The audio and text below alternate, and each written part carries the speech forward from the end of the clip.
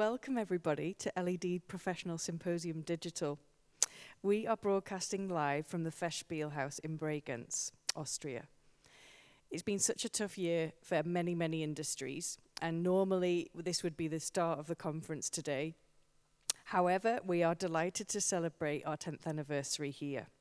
My name is Sarah Toward, and I work on editorial for Trends in Lighting and LED Professional Review. And we can introduce ourselves. Yes, hello. I'm Siegfried Luger, publisher of LED Professional and organizer of the LpS events. And my name is Günther Sejkora, and I'm working as a research and innovation manager at Luger Research. I'd like to take this opportunity to thank all our partners today, including Nichia, Bluetooth, Lighting Europe, Zaga Consortium, the Digital Illumination Interface Alliance, and AustriaArchitects.com. Thank you. And Ziggy, would you like to give us an overview of today? Yes, thank you, Sarah. LpS Digital follows the same motto as the 9 LpS events in the past, namely experience the future of light. We do this in 2 areas for lighting technologies and design. And the conference and exhibition part is on demand, all the content 24/7 available, completely free to access. And up to now, there are 50 lectures and product presentations available. You can have access on the youtube.com LPS Digital channel or through lpsdigital.global website. If you look to the conference lectures so far, these 50 lectures are clustered into these areas. So topics were good light and human-centric lighting, lighting dynamics and cognition, sustainability, and let's say the complete area of eco-design. And on more engineering level, spectral engineering, quality and performance, optics, standards, and nowadays the UVC topic. So this is a short overview about LpS Digital, but we want to bring you also a live lecture. And for this, I want to hand over to Günther for the introduction. It is a great pleasure for me to welcome Dr. Norman Bardsley via Zoom directly from California for today's keynote lecture. Norman is Chief Analyst working in the International Solid State Lighting Alliance. He joined the LpS conferences for many years, giving high-class presentations on various aspects of SSL. Hi, Norman. Nice to have you with us today. One of the reasons that I've been excited about solid-state lighting is that it will help to bring high-quality light to many who have not experienced it before. But high-quality artificial light, especially to those who don't have access to the electric grid. But we need to be careful about how we use the extra light that we create, especially outdoors. So let's begin with a short history lesson. Cast your mind back to pre-solid-state lighting days, say around 2005. There was a thorough survey carried out by the International Energy Agency with a 560-page report that showed that the amount of artificial light that was produced globally was around 135 petaluminaires. And peta is the abbreviation for 10 to the power 15. So 135 times 10 to the 15th luminaires. But the distribution of this light was far from uniform. As you see in the left-hand pie chart, over half was produced in Europe and North America. The bar chart on the right shows that per capita use in North America was huge, 10 times higher than in China and 30 times higher than in India. So if the rest of the world used as much as we did in North America, we'd need 5 times as much artificial light across the globe. The electricity that was used to produce this light was about 2,650 terawatt hours. And tera is the abbreviation for 10 to the 12th. Now, of this, if you look at the pie chart at the bottom left, you see that only 8% of this light was used out of doors. The rest was used indoors. And from the bar chart on the upper right, we'll see that about 57% of the light was used in developed countries and only 43% in the developing world. And that 57% was used by only 18% of the global population. And as shown in the bar chart on the lower right, the average efficacy didn't vary too much across the world, from 65 lumens per watt in Japan down to 43 lumens per watt in the rest of the world. In Europe, it was 54 lumens per watt, and in North America, it was 50. So the global average was around 43 lumens per watt. So let's move forward now to the present. Now, the last year on which we've got pretty complete data is 2018.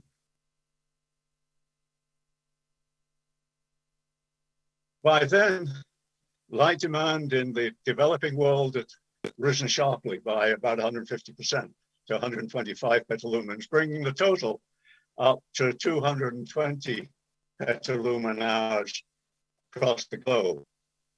The global demand then has risen by about 60%. And the electricity used for lighting in the developing world also doubled. And this increase wasn't totally offset by the savings that have occurred in developed economies. So in total, there have been some savings. The global amount is about 1,300 teralumen hours. So that's about 50% of the 2005 load. But the demand grew so much that the total electricity used across the globe for lighting has gone up to 2,900 teralumen hours. It's an increase of about 10%, despite the fact that the global average efficacy has risen up to about 76 lumens per watt. So now let's look at some individual countries, starting with Japan, because they were the leaders, the early leaders in the adoption of LEDs. And if you look at the chart on the top right, you'll see that they already have a significant number of LEDs, but the savings in electricity are rather modest, about 25%, because of the high efficiency of conventional lights in Japan. But far more savings are still to be made once the adoption is complete. Going to the US, there's been steady progress with strong support from the US Department of Energy. On the left-hand chart, this shows LED installations, and this is one of the charts which you'll have to look back at later to appreciate the significance of this. Well, let me just say that the penetration of the installed base at the end of 2018 was about 30% for indoor lights and 51% for outdoor lights. Now, in some ways, this is great because 24 million of these lights had been installed to illuminate streets and roadways, but far more, about 40 million, were used to illuminate the building exteriors. So again, we need to ask whether we're using the extra light in the best possible way.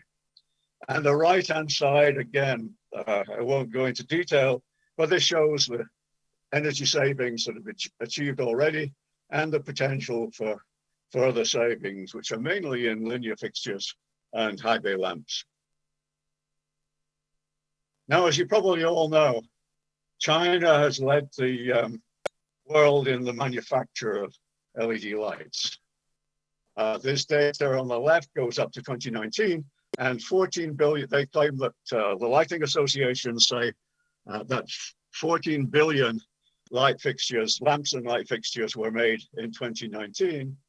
About half of those were sold domestically, and this represents 75% of all lights sold and brings the installed base of LED lights up to 50% of the total. But the demand for light is increasing extremely rapidly. And this has meant that the electricity used for light has increased despite the introduction of LEDs. And this is shown in the table on the right, showing that the electricity used for lighting rose by over 60% between 2010 and 2017, and I believe it's still rising. The chart on the bottom right shows the breakout of the exports, with almost half going to the European Union and the USA. And as I mentioned, LEDs are being adopted across the world outdoors, and this has been very helpful with respect to street lights. There are approximately 300 million streetlights across the globe, and about 20 million of these are being replaced by LEDs as we speak. Of the LED replacement, about 15% are networked, and so allow some control of the temporal variation, daily variation of light, but this comes at cost. It's estimated that the average cost of a connected light is between $100 and $150.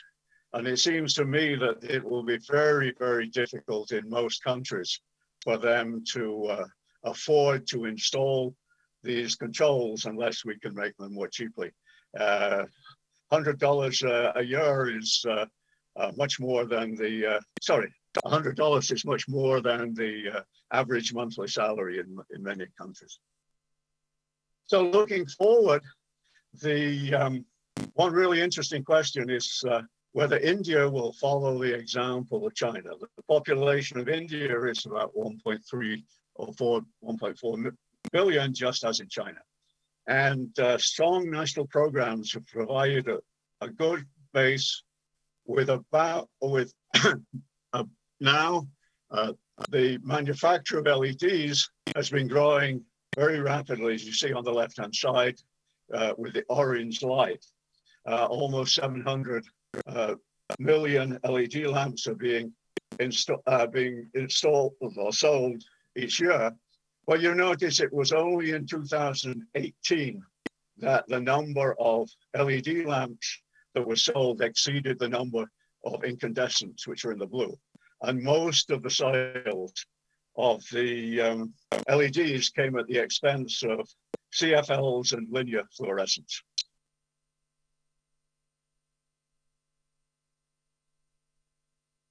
Now, one of the ironies of the situation in India is that if you install an LED lamp, you save money.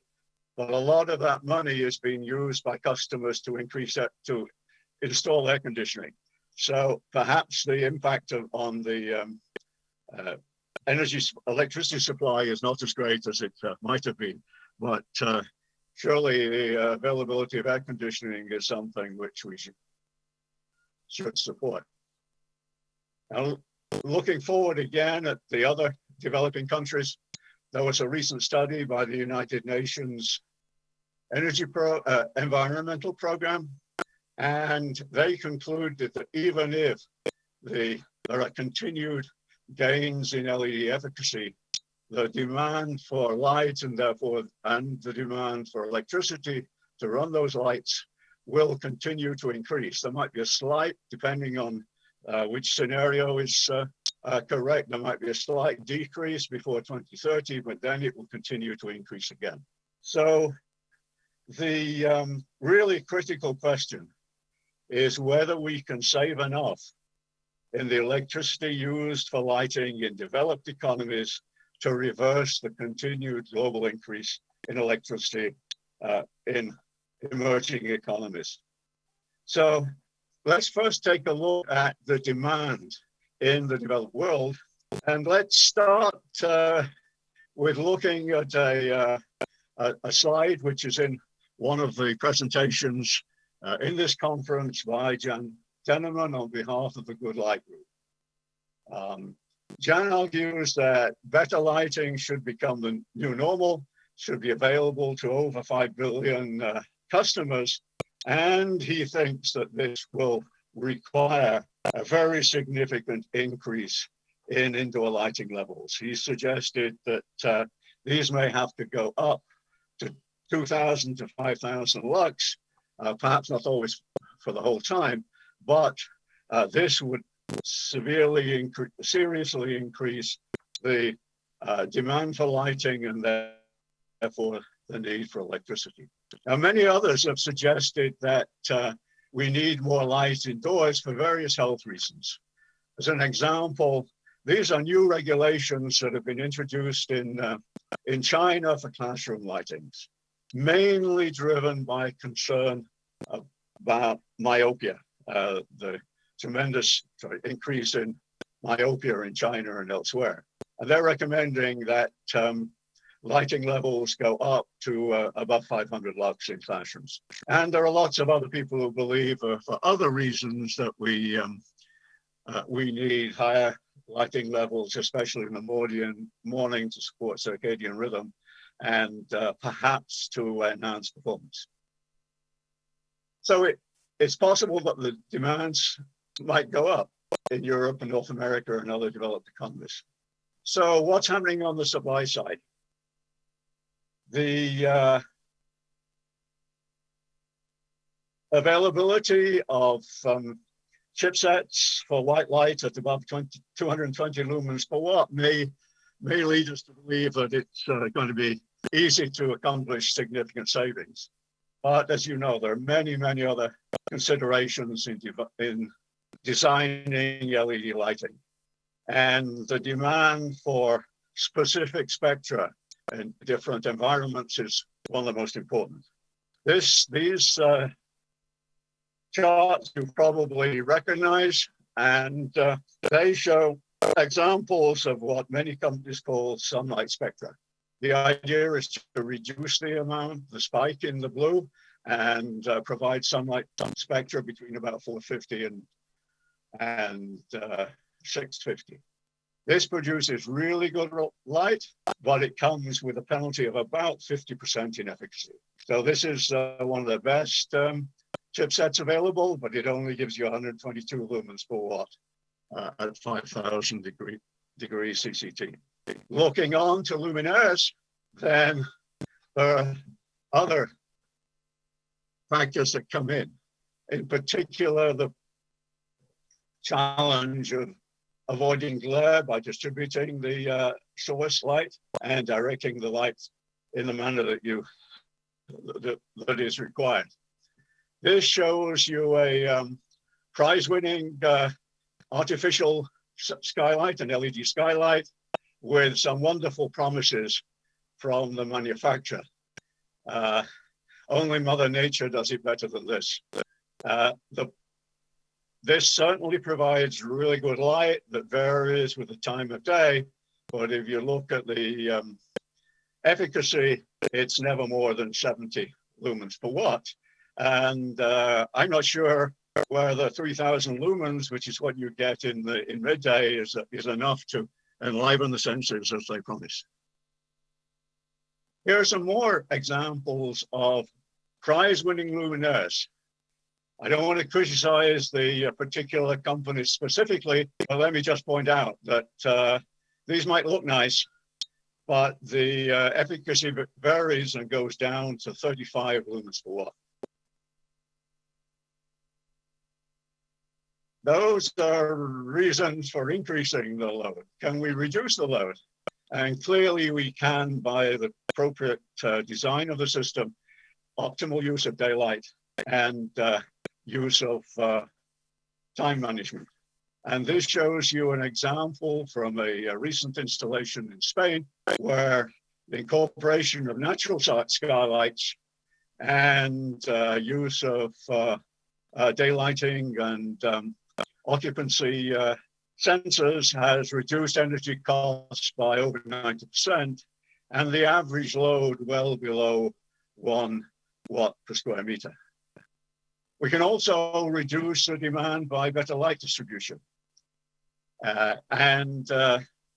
One of the ways I think we can do this is by reducing the amount of variation in the lighting levels, especially on streetlights and road lights.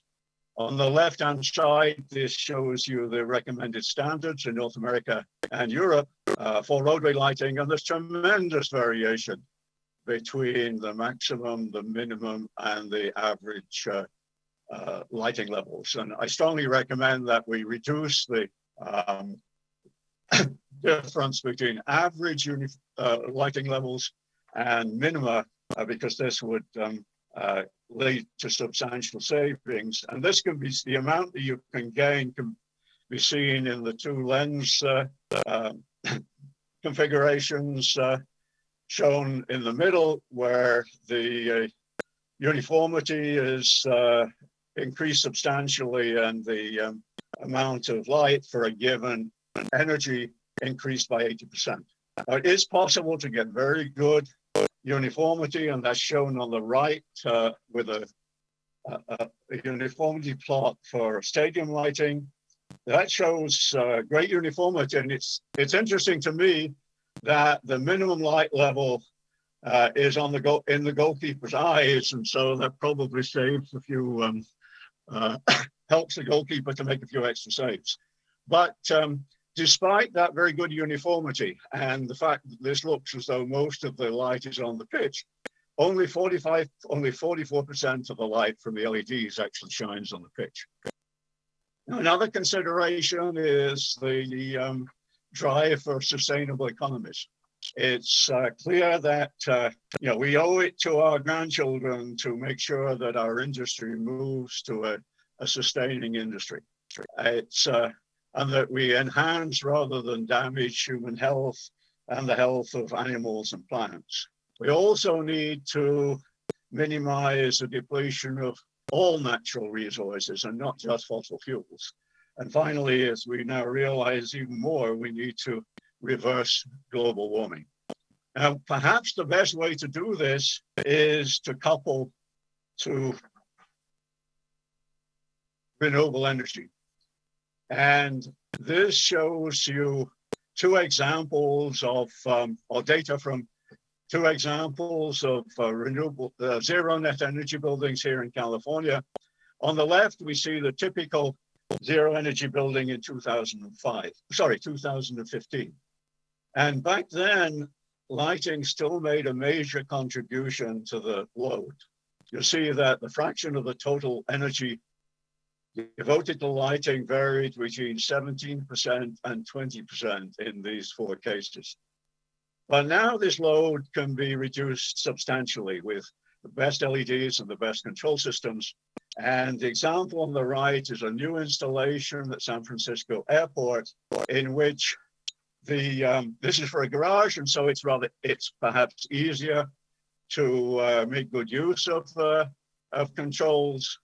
But the photovoltaic panels produce over 1,000 megawatt hours per year, and less than 40% of that is needed to run the lighting. So they have a surplus of 650 megawatt hours per year that can be transferred to other operations at the airport. And the average energy load is only around 1/10 of a watt per square meter. So in conclusions, what have we learned?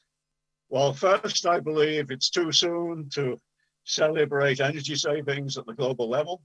We haven't yet learned how to offset the increased demand, which is still continuing. And so we certainly need more efficiency in the use of light as well as the creation of light. But I really do believe that if we continue research on both of these aspects, how we create light and how we use it, then, with research on controls as well as lighting, then we can have both high quality light and substantial energy savings.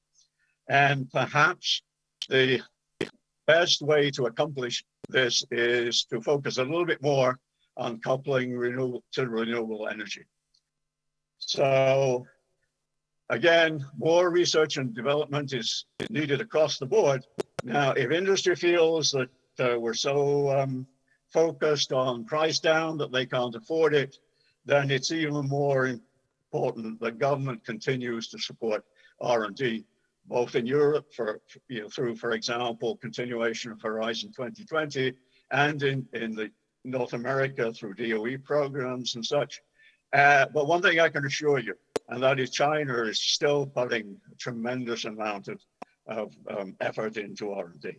So to close, let me thank all the national and international lighting associations from which I've gathered data for this presentation, but I have to stress that the opinions I've expressed are mine and don't represent any of necessarily the policies of these associations. So thanks again for listening, and let's all meet again in Bregenz, perhaps in 2022. Thank you, and back to you in Bregenz. Thank you very much, Norman, for this very interesting speech. I think it shows perfectly that technology is not all. We have very efficient LED lighting now, but usage of LED lighting is also very important. Thank you very much again for your talk. Sarah, may I hand over to you for the further program? Yes, thanks again, Dr. Norman Bardsley. I would like to add possibly a useful study on myopia next year, given the quality of lighting in home offices. I think especially mine. It would be very interesting indeed. But thank you again from all of us here in Bregenz, and we hope to see you soon. And I would next like to introduce you to our awards this year. As usual, we have the Best Scientific Paper and the Best Trends in Lighting Design Award. And new for this year, we have the Best Product Awards, but the difference is they are chosen by you, the audience. Günther. Let's first come to the LED Professional Scientific Award for the Best Scientific Paper. With this, we award scientific work on SSL technologies. This year, the award goes to Andrea Uge Ferran from University of Barcelona, Spain, for his paper Facing the Challenges of Spectral Engineering with a New Software Tool. The effects of spectral distribution of LED and LED systems on various parameters for light quality were examined systematically. It was shown that the quality parameters correlated weakly, but it was necessary to optimize the spectral distribution in order to reach target values. A software tool was developed in order to carry out this optimization. Thank you very much, Andrea, for this very interesting paper.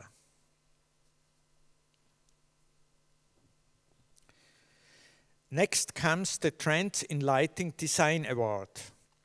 It awards new lighting design concepts or creative ideas in lighting design. This year, the award goes to two ladies from New York, Monica Llamas and Florencia Castro, for their paper, The Poetics of Darkness. Reflecting on cultural history, the authors came to the conclusion that light is almost always connected to positive expressions, while darkness is assigned negative terms. Unfortunately, these attributes have found their way into the practice of lighting design. The authors advocate utilizing darkness creatively in the planning process and, depending on the application, not only to allow specific differences in light intensity, but to utilize them purposefully. They corroborate this thesis with practical examples. Thank you very much, Monica and Florencia, for this paper. May I hand over to Sigi for the Best Product Awards. Yes, thank you, Günther. So the LpS Digital Exhibition Best Product Awards 2020, as Sarah already mentioned, was this time evaluated and awarded through the audience itself. And we have 8 products awarded this year. And so let's go into the winners. First of all, the award goes to the 2-in-1 white LED product from Nichia.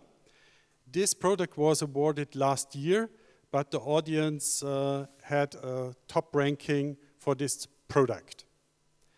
Secondly, also from Nichia is the Lighting So Good LED portfolio with mainly human-centric lighting products and availabilities. Congratulations to the complete LED portfolio. Next, congratulations to a Chinese company, Lifoot, for their magnetic integration driver technology, which enables the miniaturization of drivers, which is quite important for form factors, and also to deliver high sustainable products. Congratulations also to Bartenbach from Austria for their office lighting with a personal table light, a very interesting concept with a lot of sensor dynamic adaptation of office lighting. Next, congratulations to Seoul Semiconductor for their very complete lighting portfolio, the new Normal, which covers human-centric lighting products and a lot of more. Next, congratulations to Samsung for their full spectrum horticulture lighting portfolio, and also Samsung for the optimized circadian rhythm LED portfolio, especially with the 2 products, day and night. And last but not least, a company from Israel, MKS Ophir, for their flux gauge lighting measurement equipment tool. So congratulations to all winners. And as Sarah already mentioned, all of them will receive the certificates after this event. Thanks, Ziggy. And on to some further announcements for today. There will be no face-to-face event in Bregenz next year. Ziggy, would you like to discuss that a little further? Yes, the reason is due to the forecast of the pandemic situation we have for next year. We do not see there is a high risk to really have a face-to-face meeting. As you know, an event here in Bregenz needs at least a year in preparation, and we decided to continue with LpS Digital. Thank you. So I would ask an official call for speakers shall begin in October. So speakers, exhibitors, papers, and partners, you can get in touch with us soon. Yes, and to comment also on this, it's important that for the first year LpS Digital, with these 50 lectures shown, it was a starting point. We want to increase and enlarge that for next year with more speakers, more exhibitors, and also to bring opportunities to get in touch and to get networking opportunities with LpS Digital. So we'll do a lot to emphasize the LpS Digital platforms, and you will see the announcements within the next weeks. Thanks, Ziggy. I'd like to thank everybody and take care, stay safe, and make sure you like, subscribe, and share. Thanks from Bregenz, from all of us.